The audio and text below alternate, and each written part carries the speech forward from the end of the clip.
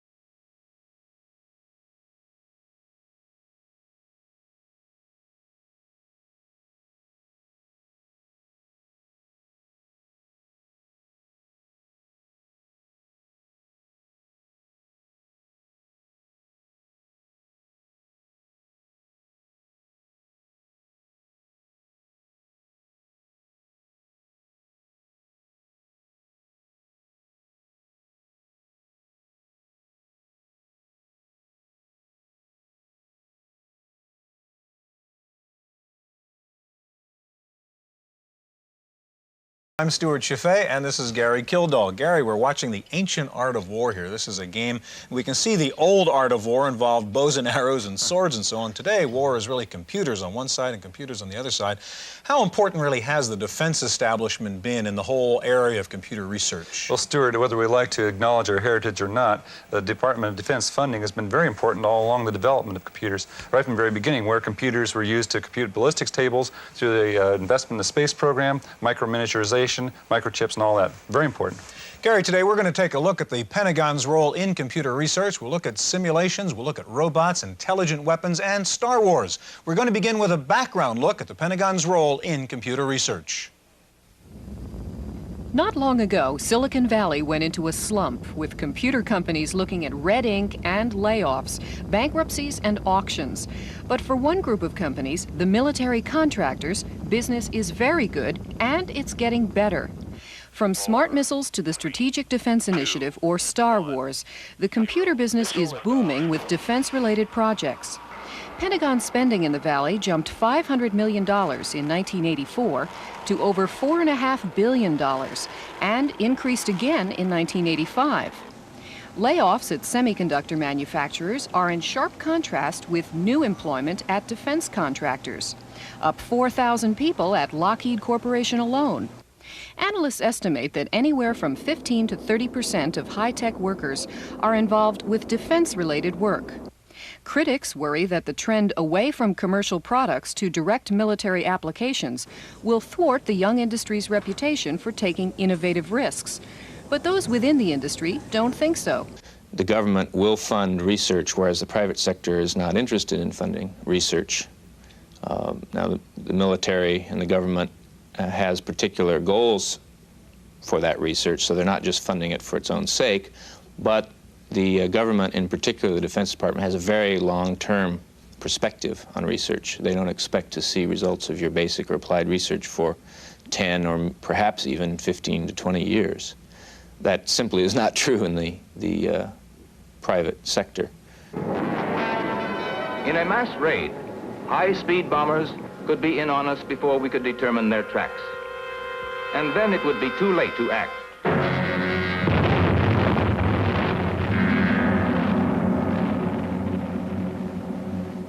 We cannot afford to take that chance. It is to meet this threat that the Air Force has been developing SAGE. The Pentagon's long reach into high-tech is nothing new, as this film from the 1950s demonstrates.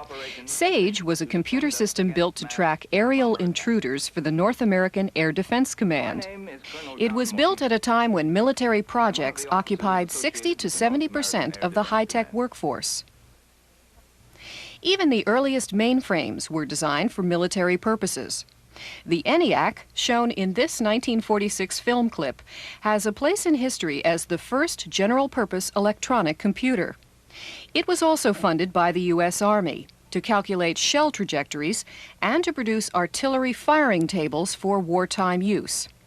even if it did take 2 days of programming for a 20-second calculation. In the United States, much of the advanced research in computer technology is paid for and directed by military agencies. The Defense Advanced Research Projects Agency, or DARPA, funds research in the outer realm of technology.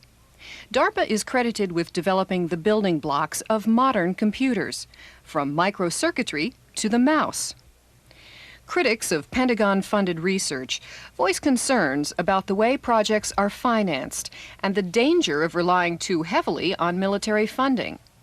Unlike the lean startup that relies on venture capital, military contractors are guaranteed a profit called cost-plus financing.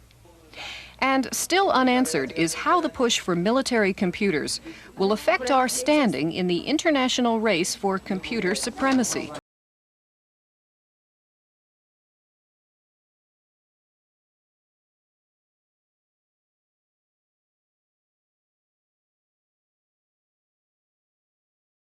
Earliest uses of computers in the military was in the development of simulators for aircraft. While flight simulators have been around since World War II, the early models were mechanical. The computerized simulators were developed in the early 1970s. Today's simulators include extremely sophisticated graphics displays and give the instructor almost complete control over the student pilot's environment. One of the leading companies in computerized flight simulation is Singer Link. The Link simulators have been developed for military aircraft like the B-52 bomber, the C-130 transport, F-16 and F-111 fighters, and the Huey and Cobra helicopters. At Indiantown Gap, Pennsylvania, a Singer Link simulator is being used to train pilots on the Huey or UH-1 helicopter. The system uses two Honeywell 790 mainframes to process a variety of analog and digital inputs. We feed analog input information through the A-to-D converter into the 790s where it's distributed by cockpits. It's shuffled to number 2 790, which performs the equation of motion calculations, given back to number 1 and outputted to the hydraulic cylinders, the cyclic, the pedals, the instruments. So control movements from inputs that change with time, like the cyclic, the pedals, or throttle position are analog inputs.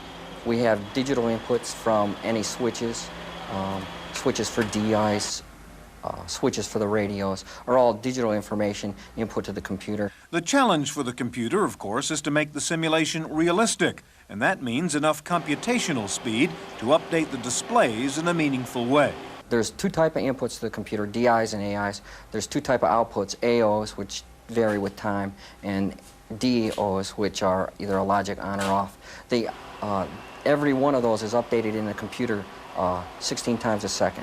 So we have an I/O update rate of 15.625 milliseconds, or every 1/64th of a second. It does one mode of the interface. Okay? So all switches, lights, instruments, and inputs are updated every 1/16th of a second. While early simulators were thought of as second best to actual in-flight training and used primarily to save money, the military says the new computerized simulators are not only cheaper, but better than the real thing. Virtually everything you can do in the airplane, you can actually do in the simulator. It does represent flying in the clouds. We do not have any visual capability on this simulator. However, one of the added benefits that we have is the introduction of emergency procedures. We can actually input 108 different malfunctions into the computer, and it will show up in the cockpit. These are malfunctions that would normally be catastrophic in the airplane and could not be practiced. We have had at least 2 recorded saves up to now where individuals have practiced some of the emergency procedures in the simulator, have learned them to a very high degree, and have subsequently had the same emergency in the aircraft. And they attribute their saving the aircraft and, of course, the people's lives in the aircraft with their actual simulated training. The newest generation of computerized simulators feature sophisticated displays that not only give the pilot detailed visual feedback, but also simulate the use of the plane's weapons systems. One of the first applications is on the Army's Cobra attack helicopter. That system, since it's so advanced in technology, will have a visual display, and all the weapons systems on the aircraft can be operated. The benefit to this is the weapon systems are so expensive to operate, and ammunition is so expensive, and the limited areas that we can actually train in are so far away that they will be able to fire the weapon systems and to stay proficient in the weapon systems by using this. As I mentioned before, very rarely does a Cobra aviator get a chance to fire the TOW missile because of the cost and because of how big a range area you need. Well, here in the simulator, he can fire TOW missiles virtually all day long. These computerized simulators are designed to train men to operate sophisticated military equipment. But in just a minute, we'll take a look at military robots that don't need any men at all.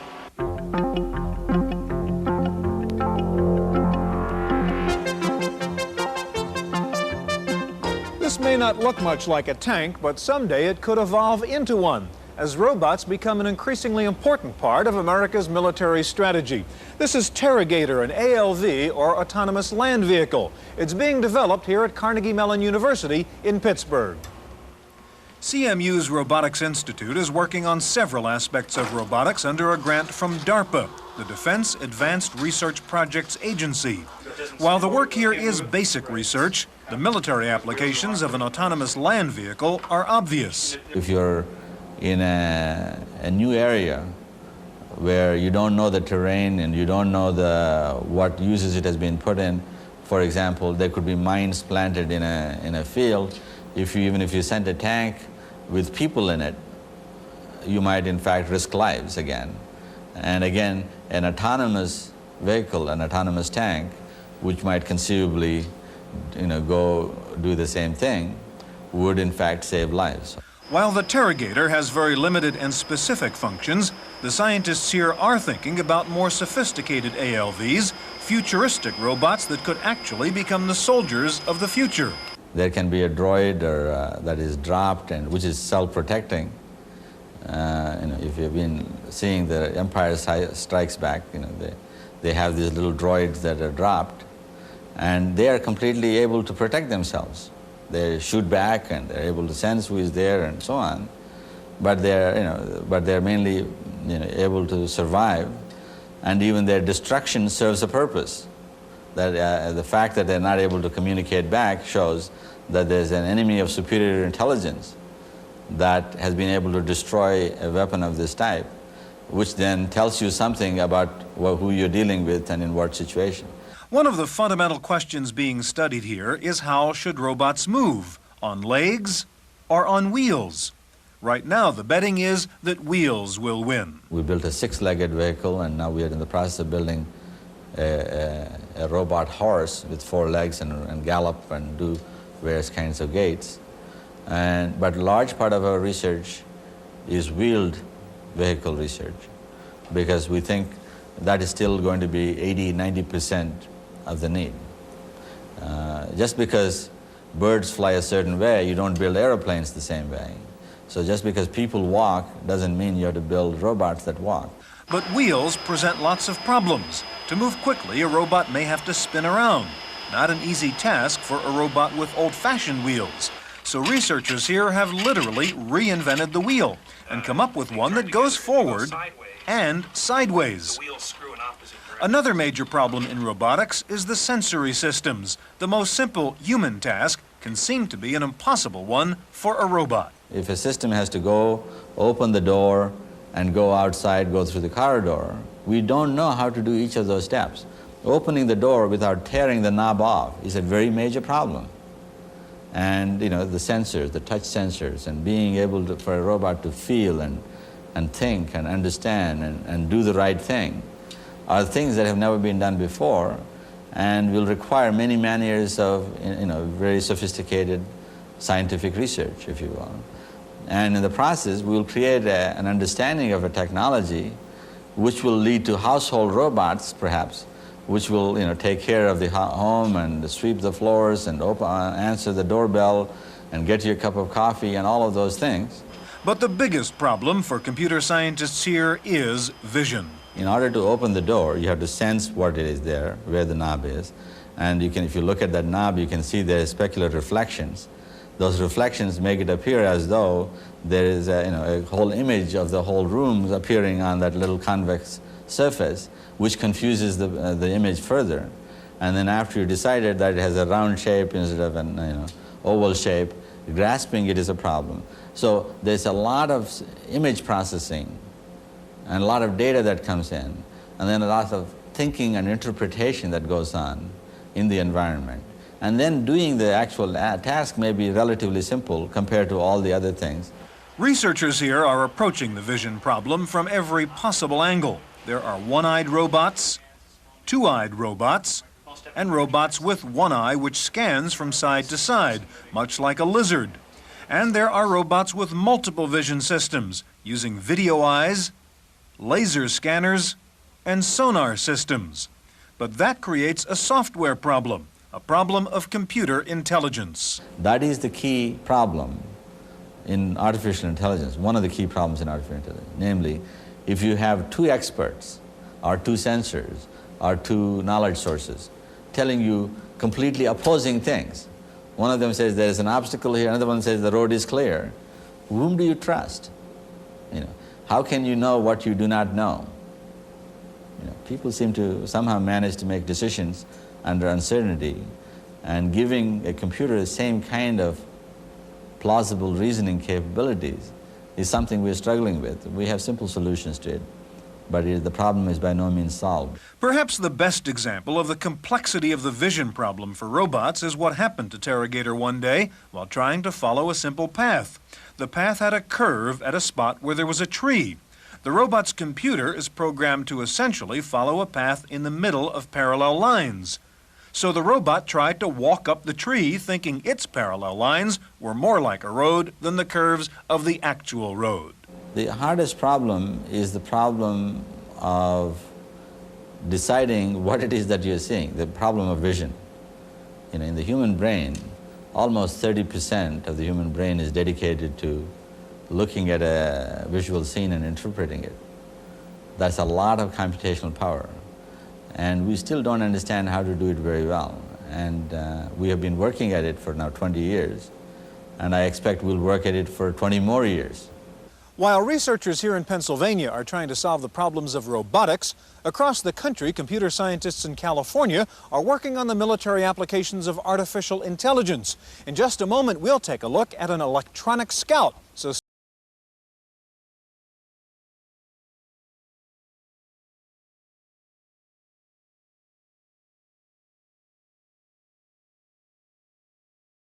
decision systems in Mountain View, California, artificial intelligence takes the form of a tactical expert system that can assess threats, plan, and advise with the help of a knowledge base. A prototype system for a pilot's assistant is particularly exemplary of the sorts of applications that we feel are important for the military, and also why they require so much research and such a long lead time compared with commercial products. What we're talking about is a system to help a pilot, say a fighter pilot, and the system that we've built has multiple expert systems in it.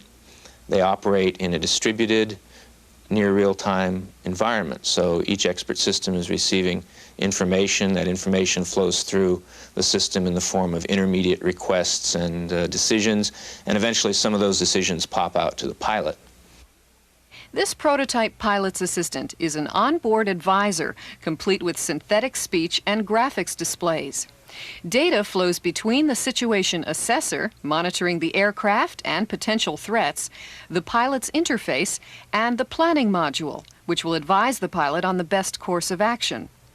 In this simulation, the aircraft is following a valley along which are SAM missile sites.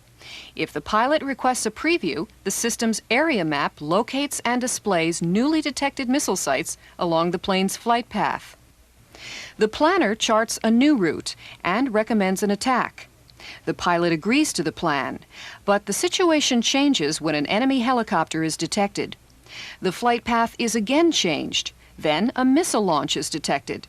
The plane is hit. The System Health Module receives sensor data and makes a damage report to the pilot. The planner advises a new battle strategy based on the remaining capabilities of the damaged aircraft. The pilot's assistant is an example of a wide range of similar expert systems for air, ground, and sea warfare, being sponsored by the DARPA Strategic Computing Program. Strategic computing will require a tremendous leap in the practical use of artificial intelligence. I believe that military applications, especially military applications of artificial intelligence software, are the most challenging applications anywhere. The real-time aspects of handling sensor data are a growing problem. The United States and its technology base has produced us lots of very good sensors of various types, and these sensors produce mounds, hundreds of gigabytes of information, and there are no humans around that can sit down and actually look through all that information. So we have to find a way to boil that information down to its essence and provide that to a field commander or to a decision maker in Washington. For the battlefield commander, effective decision-making means a well-informed, fast response to the challenge of judging the quality and risks of surrounding terrain and the best path for men and equipment. AI systems can help with these challenges, sifting through masses of information selectively and quickly. ADS is working on a battlefield commander's assistant featuring a multi-attribute display that operates like an intelligent geography database. The system can display a background and identify its natural and man-made attributes, from forests and grasslands to agriculture, cities, and towns. The operator can then add layer upon layer of selective features, rivers, roads, bridges, and other potential obstacles. But the BCA is more than electronic cartography. If the user picks a region and denotes a vehicle type, the system can determine the maximum speed through that area. And from various points on the map, the program will display line-of-sight information from those spots, painting out areas which can and cannot be seen from the vantage point, areas which could hide enemy units.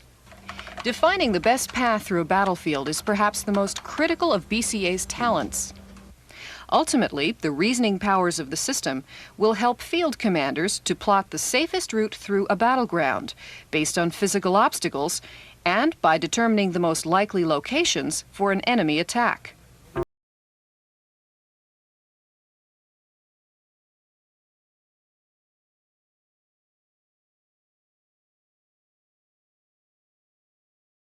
This week, IBM in the news again, this time with a prototype of a speech recognition system for the PC-AT.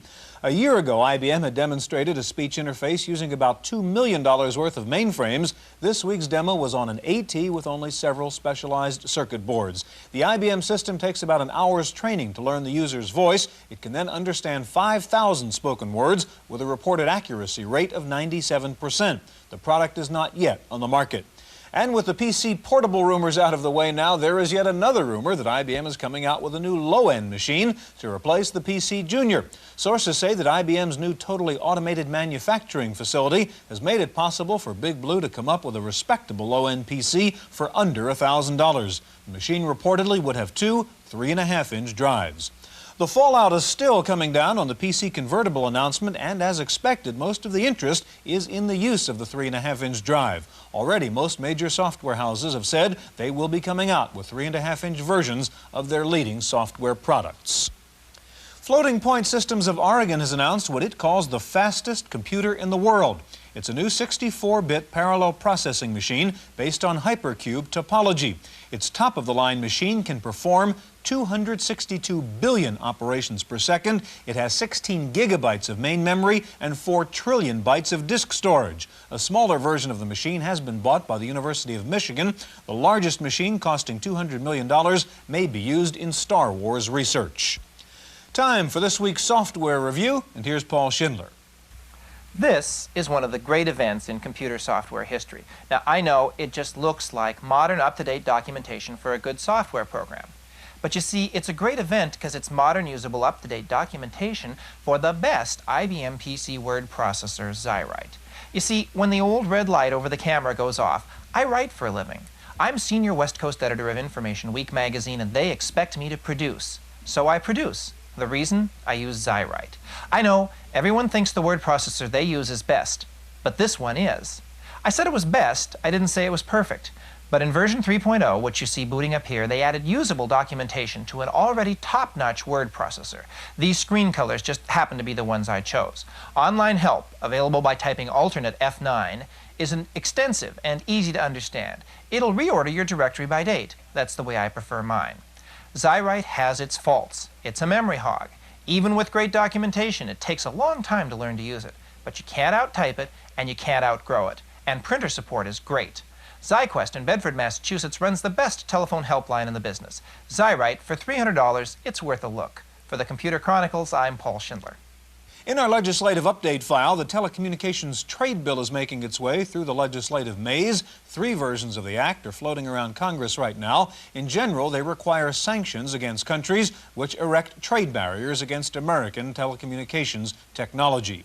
In California, the state assembly has approved a study of VDT health hazards. 750,000 computer terminals are used in California. The study is due to be completed next year. In England, the libraries are using a new computer system to keep track of which authors' books are borrowed. Under a system called PLR, royalty payments are then made to the authors based on the number of times their books are borrowed. The computer also obviously provides a kind of top 10 of borrowed authors. According to the British computer, the top 3 American writers in England are, in order, Harold Robbins, John Steinbeck, and James Michener.